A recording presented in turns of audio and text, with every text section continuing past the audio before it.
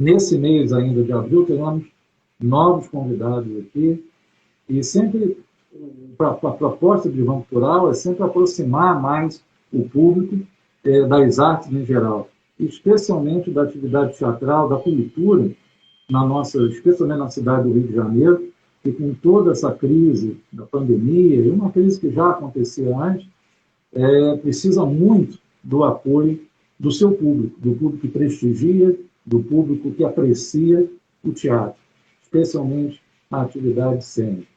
Então, queria agradecer muito a presença de vocês aqui e acho que vocês vão curtir muito essa conversa com o Paulo.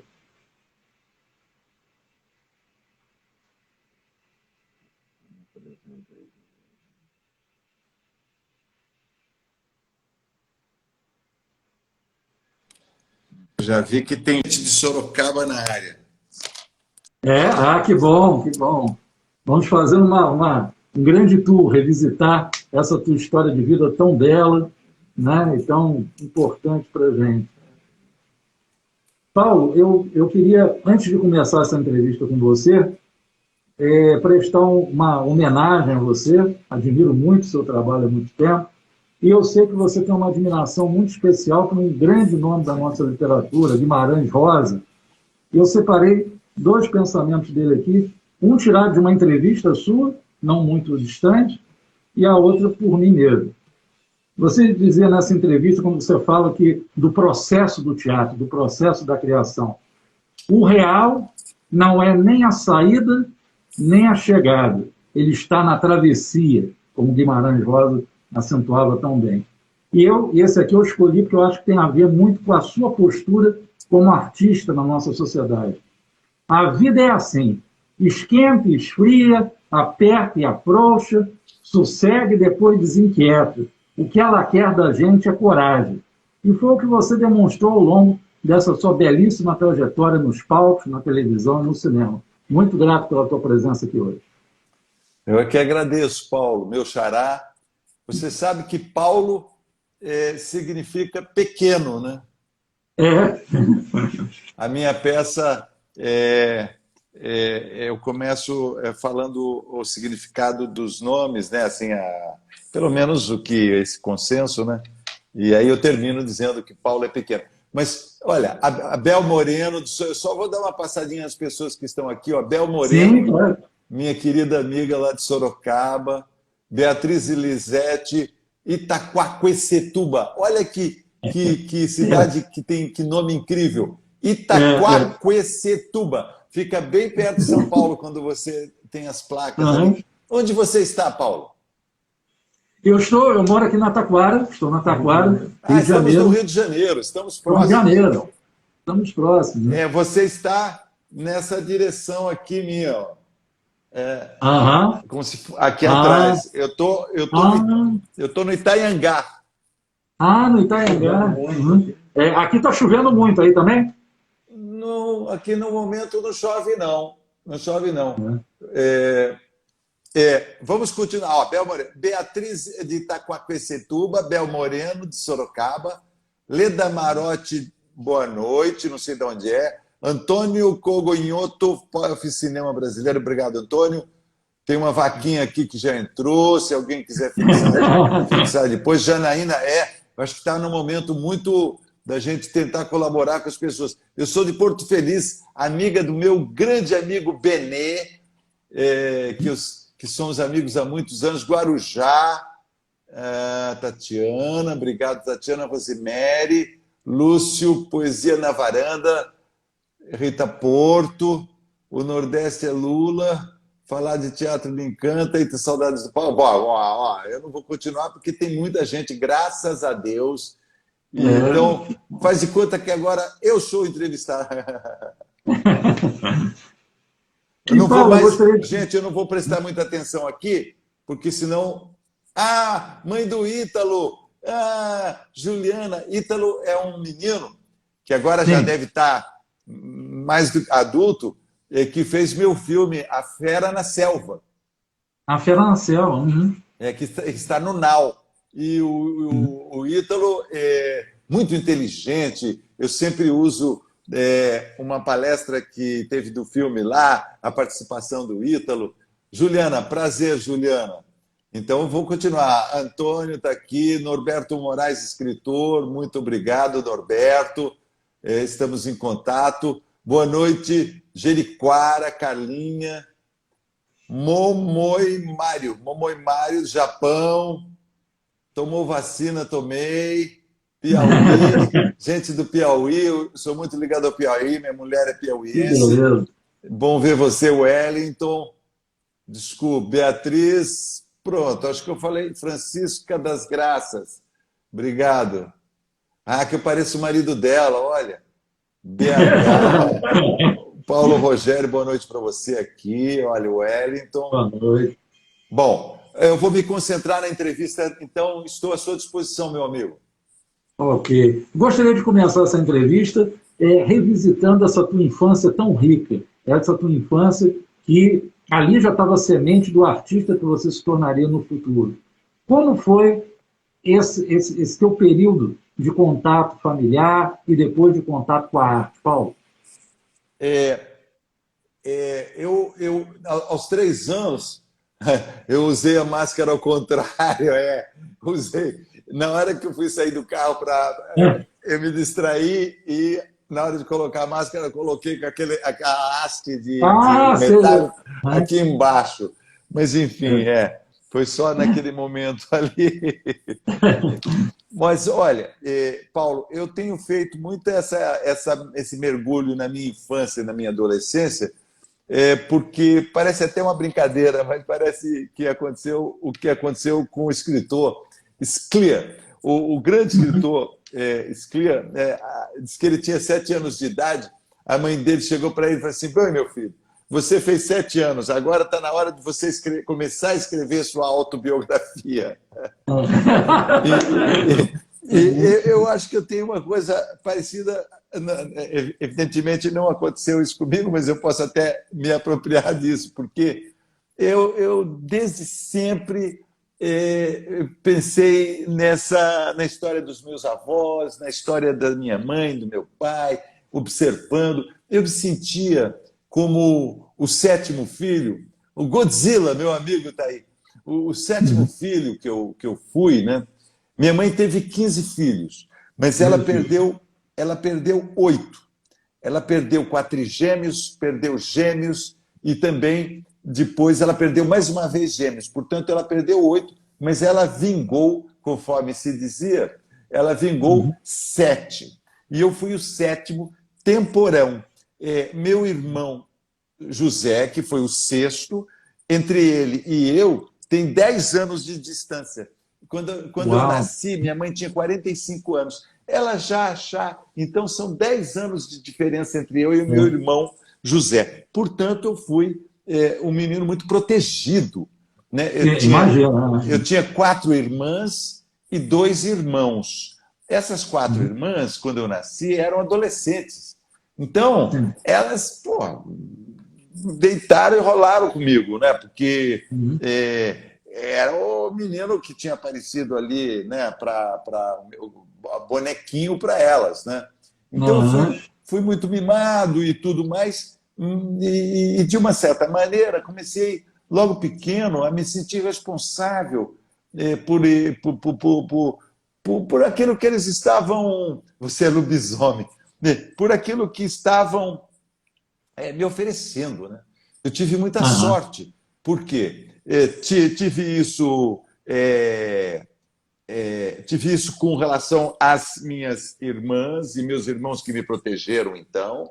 E aos 3 anos, minha mãe trabalhava na roça, como ela colhia café, colhia arroz, então me levava para a roça, isso em Rafar, no estado de São Paulo, município de Rafar.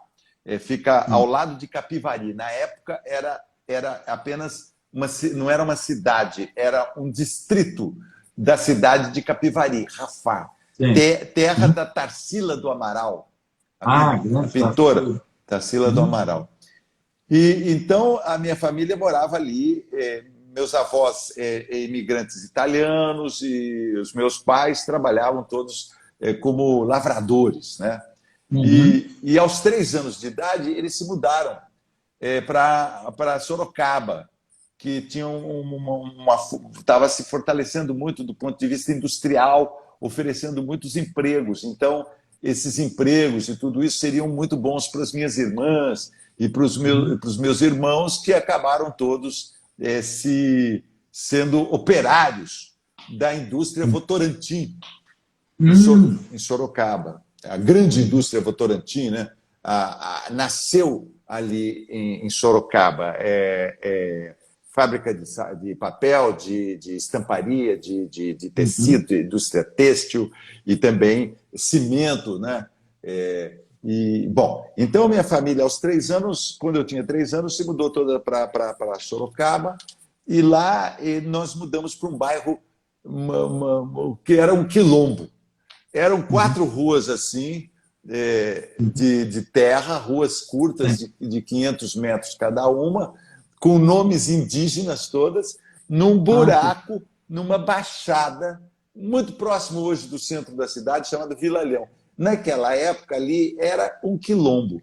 Então eu fui criado num universo muito mágico do samba, do uhum. batuque, e das festas populares, e o carnaval, São João. Então, o meu bairro era muito rico do ponto de vista cultural, da Ou cultura. seja, várias tendências artísticas dialogavam ali, né? Sim, porque ali tinha minha família italiana, tinha uma família de caboclos e tinha 2 famílias de japoneses, e a grande maioria, 95%, eram negros. Então, Hum. meus amigos, enfim, dos 3 anos até os 20, eu fiquei nesse lugar, que era nessa baixada. E, e de onde saíam 3 escolas de samba. Eu acho isso realmente foi um diferencial na minha formação. Eu falo disso como orgulho, mas foram as circunstâncias, foi a vida. Mas era uma vida muito. Minha mãe, ela ficava o tempo todo ligada com os sobrenatural. Minha mãe Uhum. benzia. Minha mãe era uma curandeira. Minha mãe era uma benzedeira. Minha mãe era uma curandeira. Então, minha mãe, quando uma porta se abria assim, com um vento, batia um vento em casa, a minha mãe dizia: entre. Sempre era um espírito, sempre era um. É. Muito doido isso, né? E isso foi muito Muito marcante. intuitiva, né? Ela é muito intuitiva também, né? Minha mãe, ela era analfabeta, ela nunca aprendeu a ler. Meu pai sabia ler razoavelmente e assinava o próprio nome e tudo mais, mas minha mãe não. Então, o universo, vamos dizer assim, da pessoa que não sabe ler muito, imagina, né? Ela vê outras coisas, né? Porque É, a gente é. está lendo o tempo todo, placa, lendo, lendo, lendo. Eu, quando menino, eu era um pouco os olhos de leitura da minha mãe. Ela me Hum. levava para a escola, assim, de mãos dadas, assim. Eu me Uhum. lembro que era uma alameda que tinha em Sorocaba, linda de flamboyance, Avenida Eugênio Salerno, eu acho que era o nome. Eu com minha mãe indo para a escola, e eu lia para ela o que estava escrito, as coisas. Puxa vida, né? Então, um pouco é isso que é a minha peça. Com a pandemia, Paulo, eu É. estou fazendo minha peça aqui agora com você. Uhum. Então, eu encontrei um desdobramento da minha peça, que eu fiz uma boa temporada dela aqui através desse tipo de É. veículo. Eu fiz Uhum. lives transmitindo ao vivo a minha peça, e aos poucos, quando parou essa sequência, que eu fazia direto do teatro, depois eu fiz aqui da minha casa também uma sessão, transmiti direto daqui da minha casa a peça, e Uhum. agora eu estou incluindo, vamos dizer, a peça dessa maneira que nós estamos fazendo hoje, é um pouco Sim. da minha autobiografia. Só falta eu passar, tocar umas músicas aqui da peça, e Opa! representar uns trechos. Preciso me preparar para isso. Tá bom. E eu queria saber de você, Paulo, como é que se estruturou dentro de você esse sentimento de religiosidade tão forte na tua família, principalmente na relação com a sua mãe? Porque você depois também foi coroinha, né? Eu estive pesquisando um pouco sobre a sua vida. E como é que é essa sua relação com o Numen, né? Com o divino? Olha, quando eu era menino, a minha mãe, como meu pai tinha problemas psiquiátricos graves, da minha mãe levava meu pai em diversos lugares, centro de Umbanda, terreiros de Umbanda, centro espírita de Mesa Branca. Uhum. Eu tive, ao lado de onde eu morava, bem no início da minha infância, ali pelos 8 anos mais ou menos, Uhum. apareceu os salesianos. Os Sim. salesianos construíram a escola, que era um ginásio. Só que eles abriam as dependências da escola, depois do fim das aulas, às 5 da tarde, eles abriam as dependências para as crianças que moravam nos arredores, que era um Uhum. projeto muito querido aos salesianos, que era o projeto social deles. Uhum. Chamava-se Oratório Festivo. Então, todas Sim. as crianças que moravam ali podiam jogar futebol, podiam jogar ping-pong, tênis de mesa. E ali também eles mostravam filmes. O padre que fazia as projeções, Donizete, agora me está fugindo o nome, ele tirava a imagem de Nossa Senhora Auxiliadora, colocava um lençol e projetava o pagador de promessas. Que legal. O Quer dizer, tinha gordo, uma linha bem progressista, né? Tinha uma linha bem progressista, né? o gordo e o magro, muito progressista. Você imagina eles passarem o pagador de promessas, né, numa igreja, né, naqueles Ó. anos. Nós estamos aí falando de 62, 63. 1962. 62, isso Um mesmo. pouquinho antes a gente percebe que é um pouquinho antes da ditadura. Talvez É. depois da ditadura, talvez os padres pudessem ter sido, seriam denunciados por Uhum. algum, por algum fiel. Padre Martini, que ele disse, sim, Padre Martini. Padre Martini era o nosso grande. Eu não esqueci o nome do Padre Martini, não. Eu estava tentando lembrar o nome do padre que fazia exatamente a projeção do cinema. Padre Uhum. Martini era um entusiasta do futebol, ele sabia a Divina Comédia inteira de cor, cara, em Uhum. italiano, entende? Nossa. Então ele falava para a gente trechos inteiros da Divina Comédia em italiano para a gente. Aqueles que por obra. Ele falava também Camões, ele falava Uhum. Camões, aqueles que por obras valerosas se vão Uhum. da lei da morte libertando. Aqueles que das obras valerosas se vão pela lei da morte libertando. Da lei da Beleza. morte libertando. Quer dizer, pô, sensacional. Eu tive Era uma inspiração para todos vocês, né? Olha, eu tive muita sorte nesse quesito educação. Por quê? Se te interessa, eu acho que é um fator decisivo Uhum. na minha infância, na minha adolescência, foi que eu estudei em excelentes escolas em Sorocaba. Sorocaba, quando minha mãe era empregada doméstica, então quando ela me levava na escola que eu contei, ela estava trabalhando na casa de uma família em Sorocaba como empregada doméstica. Eu tinha uns 5 anos, então essa Uhum. família, a minha mãe levava, não ia me deixar sozinho em casa. Então ela me Uhum. levava junto para minhas irmãs já estavam todas trabalhando, tal. Ela levava junto para o trabalho. Então eles Sim. aí minha mãe conseguiu me matricular num pré-primário.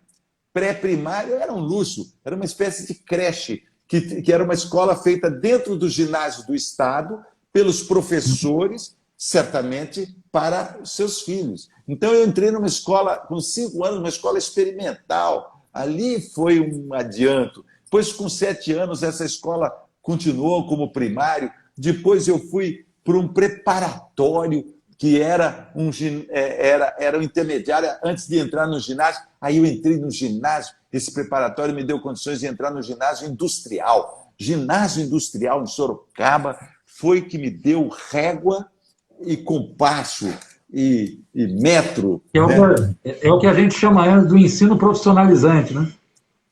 Ensino profissionalizante. Aí, depois disso, que eu fiz o ginásio industrial, eu fui para um curso científico e depois, antes do final do 3º ano do científico, no final do 2º ano do científico, na realidade eu não fiz científico, tinha científico e tinha clássico. Eu fiz clássico. Clássico era mais voltado para as humanas, científico mais para exatas. E aí, então, depois do clássico, eu fui para a Escola de Arte Dramática da Universidade de São Paulo. E aí eu estudei lá e aí eu fui morar em São Paulo. Isso já com 20 anos de idade, 21. É uma vida aí... Mas tive sempre isso foi muita sorte, né? Da minha mãe ter conseguido essa vaga nessa escola, nesse pré-primário, né? Depois, claro, e como eu sempre fui também muito um garoto esforçado. Eu era muito esforçado porque eu não queria dar trabalho para minha família, sabe? Eu não tive assim, adolescência rebelde. Sim. Não podia, ia atrapalhar, encher o saco dos meus pais. Eles lutavam com tanta dificuldade, minha mãe internando meu pai, e tendo que meu pai, às vezes, depois voltava a trabalhava como servente de pedreiro, como sorveteiro, minha mãe de empregada levava trouxas e trouxas de roupa dos estudantes de medicina para casa, para depois do horário dela de trabalho, ainda ela ficava passando. Aí eu comecei a ajudar minha mãe a passar roupa, então eu aprendi a passar roupa, ficava escutando programa de rádio e passando roupa com a minha mãe. Era muito bacana. Eu acho que assim houve muita magia, muito esforço, mas muita recompensa também. Recompensa, né? E você, nessa época, ainda pensava, estava um pouco assim, tendendo para a medicina, né? Depois que você se sentia meio arrimo de família, né? Quando que você decidiu da medicina abraçar as artes cênicas definitivamente? A medicina foi assim, nunca chegou a ser uma possibilidade muito real. O fato é que eu trabalhava aos 16 anos com uma carteira de menor. Eu tenho essa carteira de menor. Eu fui trabalhar num hospital. Minha irmã trabalhava como enfermeira e ela me conseguiu um emprego para ser secretário, trabalhar como datilógrafo na parte do escritório do hospital, né? Hospital Santo Antônio, né? Santo Antônio, exato. Muito obrigado. Hospital Santo Antônio, em Votorantim, que é coladinho ali. Então, o Hospital Santo Antônio aparece até no meu filme A Fera na Selva. O hospital tinha um labirinto assim de arbustos, assim, cedrinho, e tinha um senhor que cortava como se fosse o Edward Mãos de Tesoura. O Eduardo. Ele fazia galos, fazia... Esculpia, né? Esculpia, ele era escultor. Seu Davino fazia esculturas naquele jardim dos... Eu até botei isso no filme A Fera na Selva, tem uma cena linda no Hospital Santo Antônio. Aí, então, a minha irmã me conseguiu esse emprego e como esse hospital era da indústria Votorantim, tinha um médico que dizia: Paulo, se você se aplicar aí, você pode conseguir, talvez, levantar uma bolsa de estudos para você estudar. E ele falava de medicina, ou seja, eu cheguei a considerar, mas imediatamente eu já estava fazendo teatro amador lá nos Salesianos, E aí, então, eu ganhei um prêmio do Teatro Amador. A SBAT, olha, alguém pedindo para falar sobre a SBAT. Nepa Carte, por favor, olhem, eu publiquei lá no meu Facebook, a SBAT precisa ser sustentada. Nós precisamos colaborar nesse momento com a Sociedade Brasileira de Autores Teatrais. Vamos ficar de olho. Está falado, depois, quem quiser, veja no meu Instagram ou no meu Facebook, SBAT. Mas aí eu ganhei um prêmio como melhor ator de teatro amador, fazendo a peça O Pagador de Promessas. E esse prêmio, o governador do estado, era um prêmio muito importante na época. Nessa época, estamos aí falando de 71. Havia um forte movimento de teatro amador, embora que era um teatro de resistência. Cada cidade tinha diversos grupos. Sorocaba tinha grupos maravilhosos de teatro amador, faziam peças incríveis. Eu lembro de ter assistido Júlio César de Shakespeare no Teatro Amador, fiquei encantado.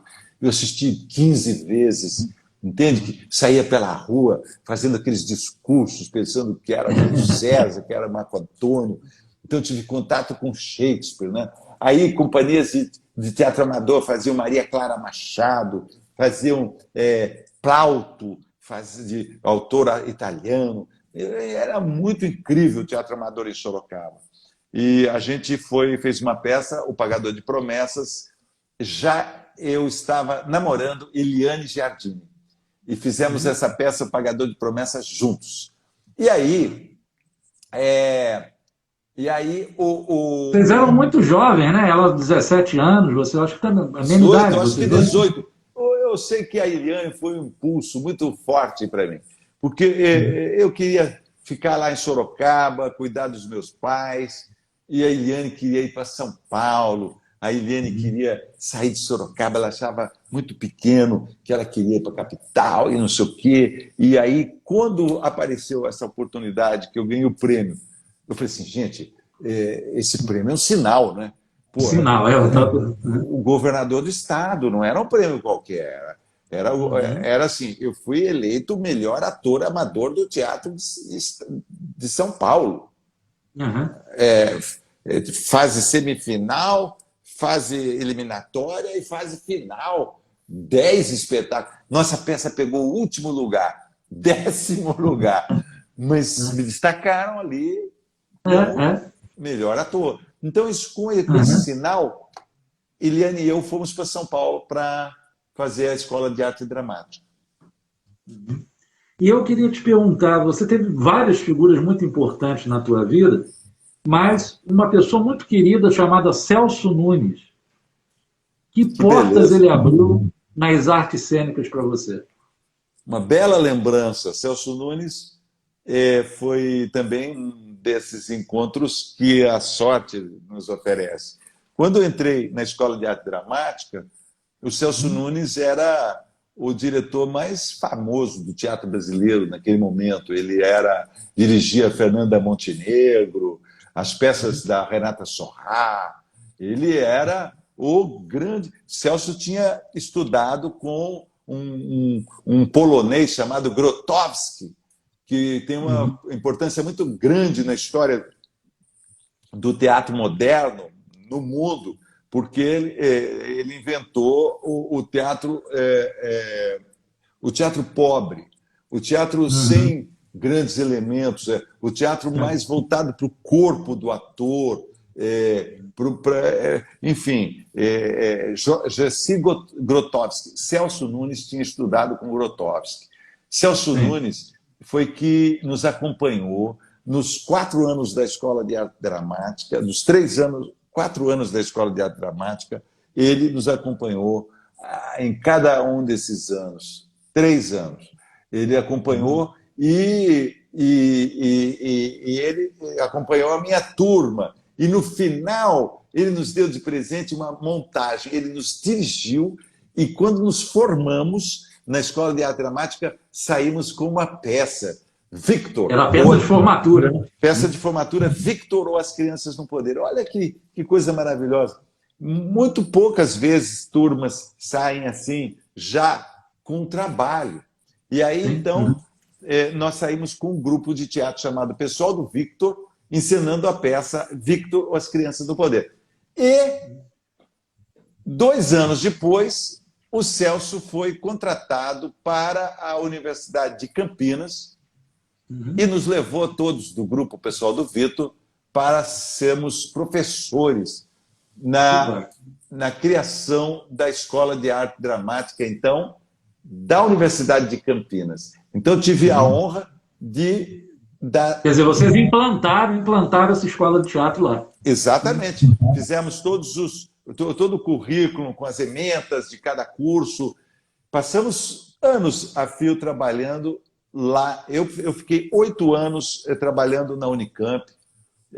Logo depois, foi muito bom, porque eu me formei, 2 anos depois, já estava com um crachá da Universidade de Campinas, já tinha um Fusquinha, já podia pagar um pouco uma ajuda, né, para minha mãe, porque o grande problema meu é que, como eu era o arrimo da minha família, que era meu avô, minha avó, meu pai e minha mãe, e aí os meus irmãos estavam todos trabalhando, mas, enfim, eu para sair tinha que...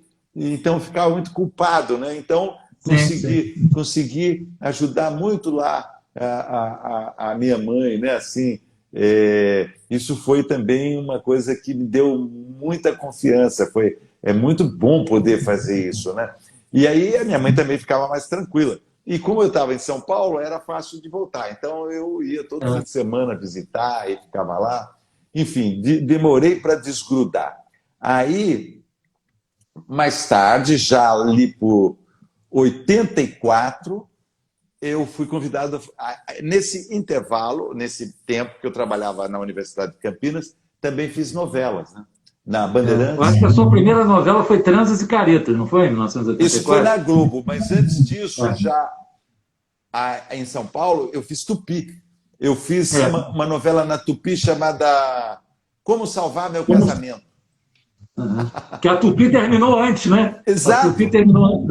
A Tupi acabou e a novela não se completou. Ninguém ficou sabendo como salvar seu casamento. Muito menos eu. Muito interessante. Meu sobrinho Fernando José, o Fê, gosto muito dele, queridão. Ele, a esposa e a filha. Gosto muito dele. Mas aí... Desculpe te interromper, Paulo. Nessa época era difícil conciliar a televisão e o teatro? Não. O teatro a gente fazia de terça a domingo. Tinha muitas sessões. Mas a televisão deixava a gente sair num horário compatível com a possibilidade de ir para o teatro, né? De ir para o teatro. Então, sempre teve essa possibilidade. Então, eu fiz aí teatro, eu não parei de fazer. O pessoal do Vitor mesmo. Daí nós montamos A Vida é Sonho, do Calderón de la Barca, O Processo, do Franz Kafka, montamos Victor ou as Crianças do Poder. Eu comecei... Os Zix, né?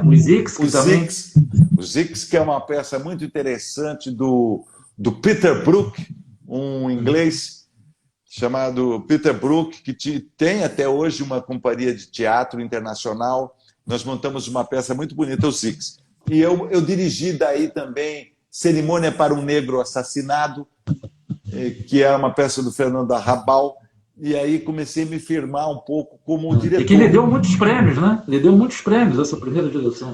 Então, foi meio que uma revelação como diretor. Em 75, eu dirigi essa peça no Teatro Amador, 77 no Profissional, e aí fui considerado o diretor revelação daquele ano de 1977. Na sequência, eu dirigi Na Carreira do Divino,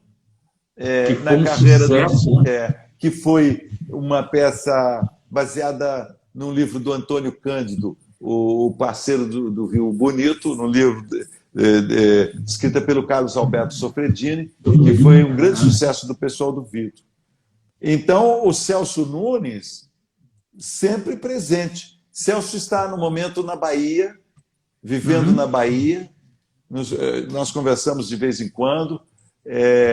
Grande mestre do teatro brasileiro, importantíssimo, e eu devo muito ao Celso. Devo tudo, né? Porque esse emprego que ele conseguiu para nós todos na Unicamp, nos colocando como professores no MS1, depois a gente podia continuar ali dentro, desenvolver uma carreira, né, universitária. Eu até estava pensando nisso, mas daí então eu estava na Bandeirantes fazendo Os Imigrantes. Os Imigrantes, né? Que foi uma novela longa, 2 anos, né, Paulo? Fiquei um tempo enorme fazendo, quando daí então me convidaram para vir para o Rio para fazer a novela Transas e Caretas. Agora, teve uma peça em especial que foi responsável pela sua permanência no Rio, né? Que foi Feliz Ano Velho. Você passou a residir no Rio a partir dessa peça, Paulo? Feliz Ano Velho foi 84, exatamente. Coincide com a minha vinda para o Rio para fazer a novela. Feliz Ano Velho, eu vim ao Rio para dirigir e já estava pronto. Foi só adaptar para o palco do Teatro Ipanema, o que foi facílimo, porque é um teatro belíssimo, pequeno, muito favorável para Feliz Ano Velho. E aí eu botei a peça em cartaz ali, e a peça ficou quase 1 ano no Teatro Ipanema. Mas aí eu já estava no Rio para fazer a novela Transas e Caretas. Aí eu vim para essa casa aqui. E isso estão em 84. Nunca mais saí desse lugar. Adoro aqui, tem pássaros enfim, estou aqui na minha quarentena de privilégio, né? Porque estou muito bem instalado, graças a Deus, né? E já tomei a primeira dose de vacina. Hoje, confesso que antes de entrar aqui na nossa live, fiquei um pouco em pânico, porque nós fizemos mais de 4.000 mortos hoje. Foi, Mas, enfim. E essa sua relação, você falou dos pássaros e tal, com a natureza, também foi muito presente no início desse seu trabalho universitário. Porque as primeiras aulas que você deu eram debaixo das árvores, né? Quer dizer, que coisa mais poética do que isso. Sensacional. Realmente você foi buscar essa informação, cara. Que interessante isso. Eu tenho conversado com o pessoal da Unicamp, porque a universidade, acho que o nosso curso está fazendo 40 anos agora, de uma certa maneira, e eles me vieram me falar para eu... Enfim, eles estão criando lá uma memória, né, do que foi essa instalação desse curso. E quando nós fomos para a Unicamp, que o Celso nos convidou, o reitor chamava-se Zeferino Vaz. Acho que ele que criou a Unicamp. Ele criou a Unicamp. E o nosso homem que era da coordenação é o grande Rogério César Cerqueira Leite, que é do Conselho Editorial da Folha de São Paulo, um grande cabeça. O professor Rogério falou: traz os caras, mas não tem lugar para pôr. Onde vai ser a sala de aula? Ele falou assim: eles que se virem, eles vão dar um jeito. E antes de ter a sala, nós não tínhamos sala. Então o que a gente fazia? A gente pegava uma árvore, Campinas é uma cidade ensolarada, e a gente fazia a nossa aula debaixo da árvore. Era muito simpático, ficava todo mundo em volta. E depois, finalmente, depois de 1 ano, ficou pronto o barracão.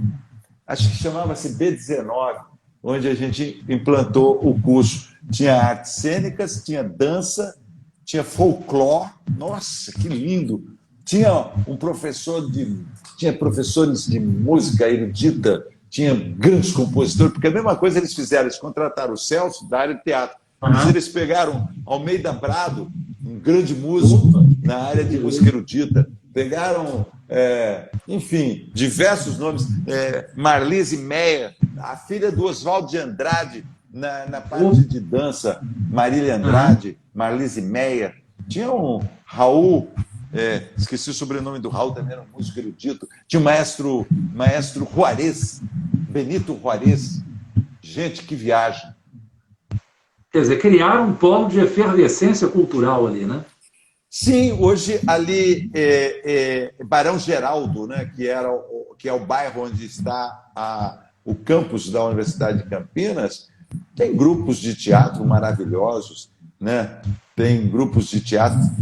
Foi muito bom, uma efervescência da vida universitária. A Unicamp é uma grande universidade, aliás, que exerce muita atração sobre os estudantes do Rio de Janeiro, né? Agora, Paulo, durante um bom tempo da sua trajetória, a direção depois ocupou muito você, né? As pessoas percebendo o grande diretor que você era, e você passou uma grande fase dirigindo peças. Depois você retornou, me corrija se eu estiver errado, na peça Perversidade Sexual em Chicago, em 1989, com um texto maravilhoso do David Mamet. Queria que você falasse um pouquinho desse seu retorno, desse seu diálogo da direção e do retorno a atuar. Sim, eu dirigi aqui no Rio o Assim é, Se Lhe Parece, no Teatro Esquadro, dirigi do Pirandello, dirigi o Amigo da Onça, também do Chico Caruso, sobre o personagem do Péricles, enfim, e fazendo novela, fazendo televisão. Quando terminou a novela Tieta, estávamos com essa peça em cartaz, direção do José Wilker, José Maia, Eliane Giardini, Vera Fajardo e eu. E foi um momento assim que também eu dei uma boa mergulhada na militância política. Eu trabalhei muito uma lei que a gente desejava naquele momento, que seria uma lei da regionalização da produção da televisão e do rádio.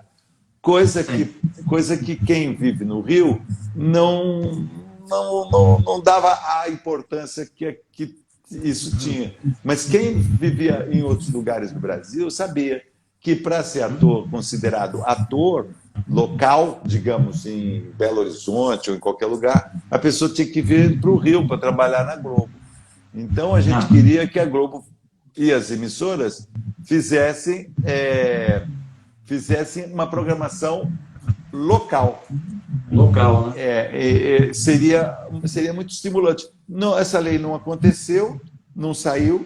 Eu mesmo acabei vindo para o Rio e acabei gostando do Rio. Eu gosto muito de viver aqui.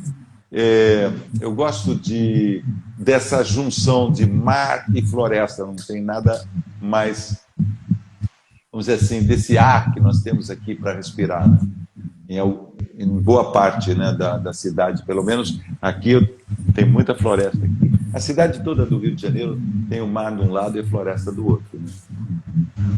E você foi na televisão, você teve um autor que admirou muito o seu trabalho, que inclusive disse que você foi um dos melhores criadores de tipos na televisão, que foi o grande Aguinaldo Silva. Eu queria que você falasse um pouco desses tipos. Daqui a pouquinho, acho que semana que vem, Império volta a passar na Globo, e você fez um personagem muito marcante, assim como também em Tieta. Queria que você dividisse um pouquinho com a gente esses teus personagens imortais. Então, hoje eu passei o dia praticamente fazendo entrevistas para o lançamento o relançamento do Império, né? E eu tive também esse encontro com o Aguinaldo Silva, foi muito feliz para mim, porque eu ganhei dele excelentes personagens, né? Tieta, eu fazia o Timóteo, que foi um personagem que agradou muito. Ó, o pessoal de Portugal está aí. Ó, Jean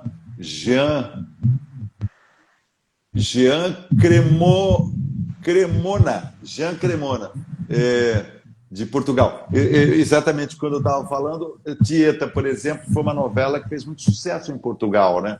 Passa todo momento lá em Portugal essa novela. Então eu tive a sorte de fazer Tieta, fiz Pedra sobre Pedra, fiz A Indomada, fiz Império, fiz, enfim, acho que eu trabalhei em 6 novelas cinco, 6 novelas do Aguinaldo. E agora estão relançando o Império. Era fácil para você os bordões? Como é que apareciam os bordões?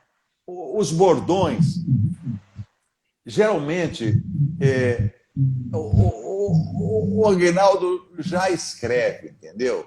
Por exemplo, nos Trinks, era coisa do Timóteo, da Tieta, escrito pelo Aguinaldo, estava escrito nos Trinks. Só que eu fazia nos Trinks, ou fazia uma... Mas a bola tinha sido lançada, era só chutar para o gol. Aí eu comecei a martelar outros... Esse era o bordão do personagem criado direto. Mas depois o Aguinaldo falava São Paulo, eu mudava, botava São Paulo. E daí, São Paulo. Aí, às vezes, botava um caco. Minha avó falava tuberculoso, eu falava bortoculoso. Minha avó falava bortoculoso. Eu dava umas inventadas, uma brincadeira. Enfim, eu sempre gostei muito de puxar os personagens para esse lado do humor. Então, eu estou muito esperançoso com relação ao Império, porque, gente, estrombo. Alguém falando uma coisa que minha avó falava, estrômago, é isso, cada um fala errado de um jeito. Estrômago, estambo, estrombo, né? Cada vez eu falava de um jeito e era muito engraçado, porque os técnicos davam risada e tal, e o povo foi curtindo. Tanto que aquele verão de 89, 90 foi o verão dos Trinks, as reportagens das revistas e tal. Então, foi muito feliz esse casamento, vamos dizer, artístico aí com o Aguinaldo. Fiz outras novelas também, com Silvio de Abreu, com Glória Pérez. A Próxima Vítima, né, que foi um sucesso. Sucesso do Silvio. Fiz também Vereda Tropical, que o Silvio escreveu. Agora, o Aguinaldo, fiz 5 novelas com o Aguinaldo. Teve uma série também. E agora estou esperançoso com relação a Império, porque nós estamos nessa situação tão difícil, né?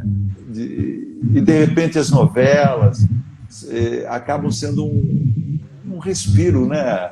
Hoje alguém me mandou uma foto dessa novela A Vida da Gente, que está passando às 6 da tarde. Alguém mandou uma foto do Hospital Einstein, em São Paulo, uma televisão no estacionamento do Einstein, as pessoas vendo a novela. E, às vezes, no quarto de alguma pessoa no hospital vendo a novela. E quando a gente está morrendo 4.000 pessoas por dia, se conseguir dar alguma risada em algum momento, já é um alento, né? Um alento, um alívio, né? Ser família, né? O Theo Pereira você fez baseado numa tia sua, né? Você observava muito na sua família, né, também. Onde é que você vai? Pô, como é isso, pô? Eu vou botar o óculos do Theo Pereira. Eu tenho óculos aqui, eu guardei do Theo Pereira. E aí, o Theo Pereira falava assim, curiosíssimo. Agora, esse olhar assim e tal, minha irmã Tereza, saudosa irmã querida Tereza, amava a Tere, ela fazia muitos bocas e gestos, e ela revirava os olhos assim, a Tere, expressiva. Seria uma atriz incrível. A Tere fazia assim. Um dia a Tere olhou bem para mim e falou assim: Paulo, estou casada com você há 50 anos. Eu odeio ele, Paulo. Aquilo eu botei direto no. Um dia eu falei: como ele vai falar? Vou falar com aquele jeito da Tere, né? E foi assim. A querida Tere foi incorporada no meu personagem. Mas a Tere tinha gestos assim, ela contava histórias, ela como ela vivia num mundo também muito parecido com o da minha mãe, dos espíritos, né? Ela recebia espíritos e para o marido, o Zé está vivo ainda, o José Macolã, meu cunhado querido. Ela não queria que ele visse, então ela fazia assim: Paulo, eu odeio o Zé.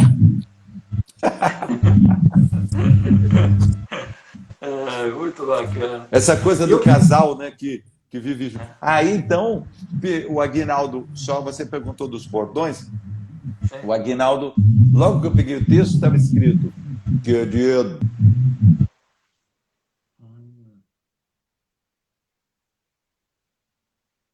Oi, Paulo. Voltou a tua voz. A tua voz tinha sumido, voltou agora. Eu tive que... Está quase acabando, mas vai dar tempo. Temos 6 minutos, é isso? E aí, então, estava escrito esse querida, e depois ele escrevia muitas vezes cruzes. Cruzes. Olá? Tá tudo bem? Tudo bem, tô te ouvindo bem. Ele escrevia muito cruzes, e numa dessa aí, os câmeras, os contra-regras, toda aquela gente que ajuda a gente a fazer a novela, né? Esse óculos, por exemplo, isso aqui é direção de arte, é figurino. Eles montam o personagem para você, né? Montam o personagem. E, Paulo, eu queria aproveitar esse tempinho final para falar um pouco de você no cinema. Você começou falando um pouco de Febre na Selva, que primeiro você fez a peça, em 91, se eu não me engano, e com a Eliane Giardino, e depois vocês vêm se reencontrar nesse filme que você dirige. Eu queria que você falasse um pouquinho de Febre na Selva e Cafundó, que é um filme que também você tem muito carinho, de 2003. Olha a Mariana Kunke Dantas, querida Mariana. Um beijo para você, meu amor. Cafundó deve estar aí no YouTube, na internet, quem quiser ver, com Lázaro Ramos. Foi um filme que eu produzi lá em Sorocaba, dirigi junto com o Clóvis Bueno. Foi muito... Rodrigo Fornos, querido Rodrigo, um beijo para você, curitibano. Fala para o Greca deixar as pessoas darem comida para os pobres e não prender quem dá comida para os pobres. Pô, acho isso um absurdo. Eu acho que ele não pode fazer isso. Fera na Selva. E aí, então, eu fiz o filme Cafundó, que está aí no YouTube e tal, e a Fera na Selva está no Now. A Fera na